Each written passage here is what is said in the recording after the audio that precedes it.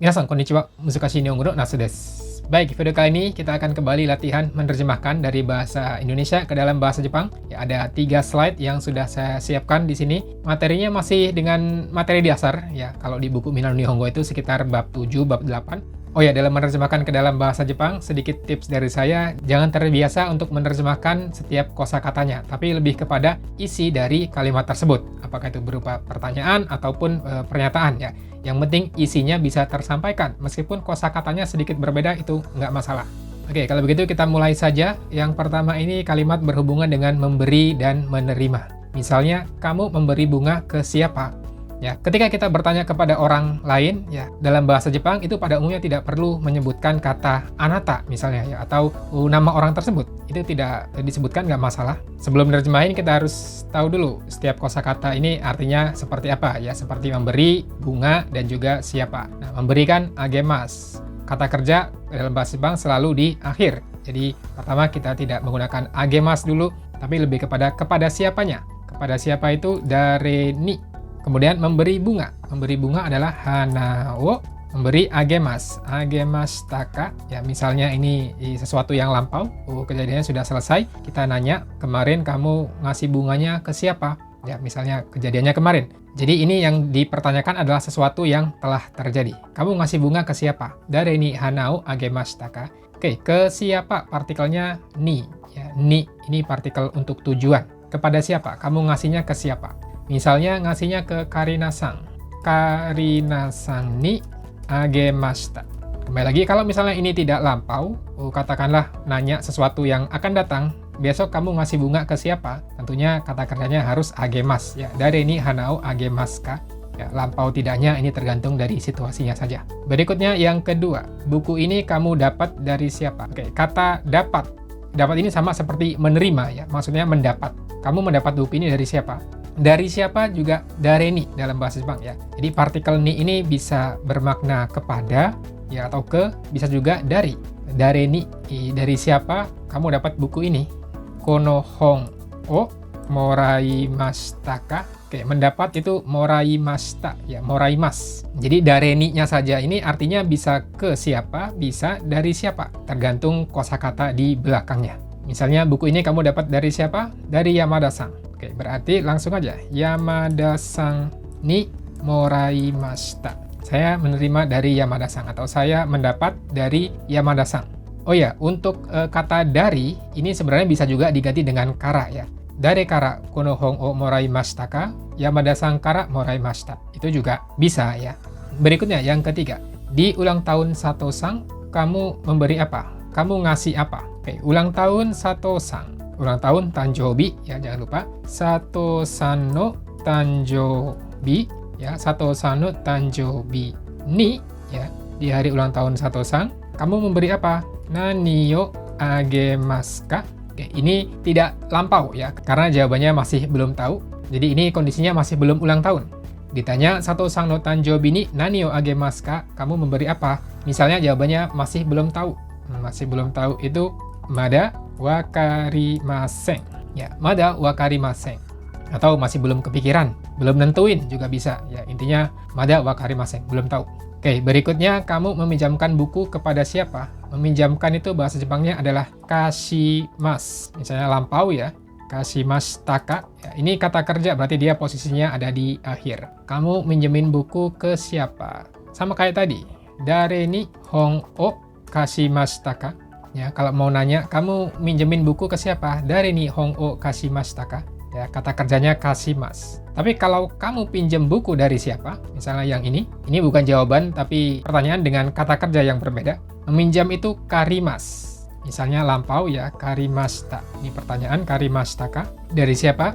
Dare ni hon o karimashita ka? Ya, jadi dari siapa kamu minjem buku ini? Dari kedua kalimat ini cuma beda kata kerjanya aja gitu ya. Dare ni hon o kashimashita ka atau dare ni hon o karimashita ka? Bedanya kamu meminjamkan buku ke siapa atau kamu minjem buku dari siapa. Berikutnya, tadi kamu nelpon ke siapa? Oke, tadi itu bahasa Jepangnya adalah saki atau sakihodo juga bisa, itu lebih sopan. Kamu nelpon siapa? Nelpon ke siapa? Jadi tujuannya siapa? Orang ya. Dare ni juga. Dare ni denwa itu telepon ya. Dari ni denwa o kakemashita ka, misalnya lampau. Tadi kamu nelpon siapa? Dari ni denwa o kakemashita ka. Ya, denwa o kakemas bisa, denwa o shimasu juga bisa, sama saja. Dari ni denwa o kakemashita ka, saya nelpon Sato-san. Sato-san ni kakemashita. Yang perlu diulang kata kerjanya saja, denwanya tidak usah, nggak masalah. Sato-san ni kakemashita. Atau denwanya diulang pun juga ya nggak masalah ya. Sato-san ni denwa o kakemashita. Nah, kalimat berikutnya, tadi kamu menerima telepon dari siapa? Tadinya ini masih sama, saki. Coba sekarang kita pakai kara ya. Dari kara, dari siapa? Denwa o menerima moraimasu ya. Moraimashita ka, lampau. Saki dari kara denwa o moraimashita ka. Tadi kamu menerima telepon dari siapa? Misalnya dari Sato-san. Sato-san kara moraimashita. Ya, Sato-san kara moraimashita atau Sato-san kara denwa o moraimashita. Oke, jadi seperti ini untuk kalimat memberi dan menerima, kemudian meminjam, meminjamkan, menelpon atau menerima telepon ya. Untuk orang yang dituju atau kita dapatnya dari siapa, itu bisa menggunakan partikel ni. Jadi ni ini cukup praktis, bisa digunakan untuk kepada atau dari. Tapi kadang malah bikin bingung biasanya, karena kita bingung untuk menerjemahkannya, apakah itu kepada atau dari ya. Jadi harus lebih hati-hati dalam penggunaannya. Oke, jadi seperti itu untuk bagian yang pertama. Berikutnya kita lanjut ke halaman kedua. Kalimat yang pertama, kapan kamu kirim laporan ke sensei? Oke, kapan itu bahasa Jepangnya adalah itsu, kirim laporan ke sensei, jadi ke senseinya dulu. Itsu sensei ni mengirim laporan, repoto okurimasu ka? Ya, laporan itu repoto, mengirim, okurimas. Jadi itsu sensei ni repoto okurimasu ka? Kapan kamu ngirim laporan ke sensei? Misalnya jawabannya paling lambat hari Jumat. Paling lambat bisa menggunakan pola madeni. Jadi paling lambat hari Jumat, kinyobi madeni okurimasu. Ya, jadi saya akan kirim paling lambat hari Jumat. Madeni itu artinya paling lambat, batas akhir. Paling lambat hari Jumat saya kirim. Yang sudah belajar madeni mungkin tahu, tapi yang belum silakan dipelajari, diingat ya. Madeni itu beda dengan made ya. Kalau made kan sampai. Ini paling lambat. Berikutnya, kamu makan nasi menggunakan apa? Nah, ini kata tanyanya menggunakan apa? Pakai apa? Alatnya ya. Nani de ya, nani de atau dibaca nande juga bisa. Kamu makan nasi, gohan o tabemasu ka? Nande gohan o tabemasu ka? Atau nani de gohan o tabemasu ka? Kamu makan nasi menggunakan apa? Misalnya pakai sendok, kadang-kadang pakai tangan.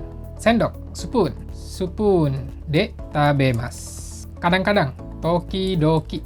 Te de, tangan, yaitu te, tabemasu. Jadi spoon de tabemasu, makan dengan sendok ya, atau pakai sendok. Spoon de tabemasu, tokidoki te de tabemasu. Nah, cara lain untuk bilang menggunakan ya pakai kata tsukaimasu juga bisa. Misalnya tokidoki te o tsukaimasu. Itu juga tidak masalah ya. Spoon de tabemasu, tokidoki te o tsukaimasu. Ya, kadang-kadang saya menggunakan tangan.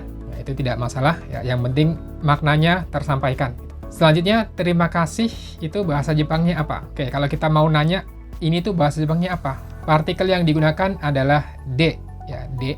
Kalau di sini terima kasih wa gitu ya. Nihongo de nan desu ka? Ini kalau kita mau nanya terima kasih itu bahasa Jepangnya apa? Terima kasih wa nihongo de nan desu ka?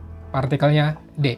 De ini mirip dengan yang menggunakan tadi ya. Terima kasih itu kalau menggunakan bahasa Jepang apa? Nihongo de nan desu ka? Misalnya jawabannya arigato. Arigato desu. Ya, kasih dalam kurung arigato desu. Berikutnya, kamu menulis laporan pakai bahasa apa? Menggunakan bahasa apa? Nah, bahasa apa? Itu bahasa Jepangnya nanigo. Ya, nanigo itu bahasa apa? Jadi, partikel D-nya di sini. Nanigo de. Nanigo de menggunakan bahasa apa? Kamu menulis laporan. Repoto kakimasu ka? Misalnya, belum lampau ya. Jadi, nanigo de repoto kakimasu ka? Kamu menulis laporan menggunakan bahasa apa? Misalnya pakai bahasa Inggris, menggunakan bahasa Inggris. Eigo de repoto kakimasu. Ya, saya menulis laporan menggunakan bahasa Inggris. Eigo de reporto kakimasu. Selanjutnya, nanya, kamu udah sarapan belum? Apakah kamu sudah sarapan? Di sini kita harus bisa menggunakan kata sudah. Sudah itu bahasa Jepangnya adalah mo. Mo, sarapan, ya. Asa gohang, o, makan. Tabemashita ka? Nah, mo itu kan sudah. Jadi belakangnya harus lampau kata kerjanya. Mo asa gohang o tabemashita ka? Ya, jadi bukan mo asa gohang o tabemasu ka, melainkan tabemashita ka. Misalnya sudah sarapan. Hai, mo tabemashita. Sudah makan. Kalau misalnya belum jawabannya iye mada desu. Ya, jadi tergantung, bebas saja jawabannya. Kalau sudah, hai mo tabemashita, mo dengan tabemashita. Kalau belum, iye mada desu. Berikutnya, misalnya kita nanya ke teman, apakah kamu sudah ngerjain PR? PR itu shukudai, kata kerjanya shimas aja. Misalnya, mo shukudai yo shimashita ka? Ya, shukudai itu kata kerjanya shimas, atau yarimas juga bisa, sama saja. Mo shukudai yo shimashita ka? Mo shukudai yo yarimashita ka? Cuman, yarimas belum dipelajari di awal, ya. Jadi, yang belum belajar menggunakan yarimas, ya pakai shimas saja, nggak masalah. Nah, sekarang kalau misalnya kita mau nanya, PR-nya udah dikerjain belum? PR-nya udah kamu kerjain. Jadi PR-nya ini sebagai topik kalimat. Jadi shukudai-nya di awal. Shukudai wa, jadi dia sebagai topik, makanya pakai partikel wa. Apakah sudah kamu kerjain? Mo shimashita ka? Kalimatnya jadi seperti ini. Shukudai wa mo shimashita ka? PR-nya sudah kamu kerjain. Jadi PR-nya sebagai topik. Kalau yang tadi cuma nanya, apakah kamu sudah mengerjakan PR gitu ya, yang pertama ini. Inti pertanyaannya sama, cuman ketika digunakan dalam percakapan itu nanti ada perbedaan. Jadi kita harus bisa merubah yang tadinya dia sebagai objek di sini, PR-nya ini jadi objek ya, shukudai o shimas, shukudai-nya objek. Sedangkan yang di kanan ini, shukudai-nya dia jadi topik kalimat. Shukudai wa mo shimashita ka? PR-nya udah kamu kerjain dengan apa kamu sudah ngerjain PR? Itu kan ada sedikit perbedaan meskipun inti pertanyaannya sama. Oke, jadi seperti itu untuk bagian yang kedua. Berikutnya kita lanjut ke halaman ketiga. Kalimat pertama, Tokyo itu kota yang bagaimana? Oke, ini kata tanyanya yang bagaimana. Yang bagaimana atau yang seperti apa dalam bahasa Jepang menggunakan donna ya. Donna. Kota yang bagaimana? Donna machi desu ka? Nah, Tokyo-nya ada di depan ya. Tokyo wa donna machi desu ka? Jadi Tokyo itu kota yang bagaimana? Misalnya kota yang bersih dan ramai. Bersih, ramai. Bersih itu kirei, ramai itu nigiyaka. Jadi kirei de ya sebagai penghubung, nigiyaka na machi desu. Baik, kirei de nigiyaka na machi desu. Ya, dannya di sini tidak bisa menggunakan to karena to sebagai penghubung kata benda harus pakai de. Kirei de nigiyaka na machi desu. Kota yang indah dan ramai. Berikutnya, kamu beli payung warna apa? Warna dalam bahasa Jepang kan iro ya. Apa? Nani. Jadi nani iro. Ini kalau untuk nanya warna apa? Nani iro. Nani iro no kasa. Jadi ya, payung warna apa? Nani iro no kasa wo kaimashita ka? Yaitu artinya kamu beli payung warna apa? Nani iro no kasa wo kaimashita ka? Misalnya saya beli warna biru. Warna biru, biru itu kata sifat i ya, aoi. Langsung aja, aoi kasa o kaimashita. Ya, aoi kasa o kaimashita. Kalau pakai iro juga bisa sebenarnya, aoiro. Ya, aoiro no kasa o kaimashita. Tapi pakai aoi saja juga cukup gitu ya, aoi kasa o kaimashita. Berikutnya, di hari ulang tahun kamu dapat apa? Ini mirip seperti yang tadi ya, di hari ulang tahun. Tapi ini kamu dapat apa? Tanjobini, tadi sudah ya, di hari ulang tahun. Tanjobini nani yo dapat menerima, moraimashita ka? Di hari ulang tahun kamu dapat apa? Nah, misalnya dapat sepatu, baju, dan lain-lain. Nah, di sini ada beberapa barang ya. Ada partikel khusus yang digunakan untuk menyebutkan beberapa benda yang mewakili saja. Masih ingat partikelnya apa? Yaitu partikel ya. Jadi di sini kutsu ya, fuku, nado, moraimashita. Harus pakai partikel ya. Ya, di sini untuk menyebutkan beberapa benda yang mewakili. Jadi dia itu dapat hadiahnya nggak cuma sepatu dan baju aja. Yang lain ada tapi tidak disebutkan. Kutsuya fuku nado moraimashita. Saya mendapat sepatu, baju, dan lain-lain. Nado di sini dia tidak wajib, bisa digunakan, bisa tidak. Kalau nggak pakai nado, kutsuya fuku moraimashita. Itu juga tidak masalah. Selanjutnya, saya sedikit mengerti bahasa Jepang.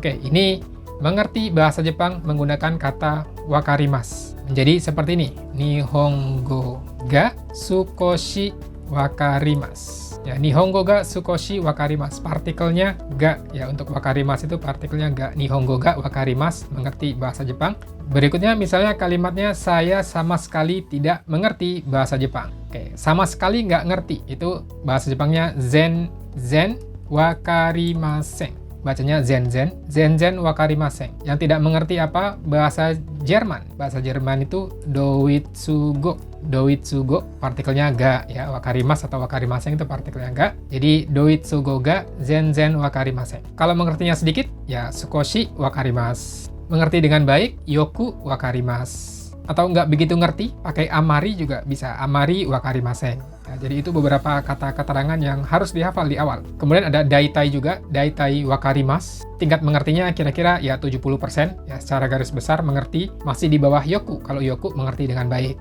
Oke, berikutnya. Apakah kamu setiap pagi nonton TV? Setiap pagi, mayasa. Mayasa nonton TV, terebio mimasu ka? Ya, simple aja, mayasa terebio mimasu ka?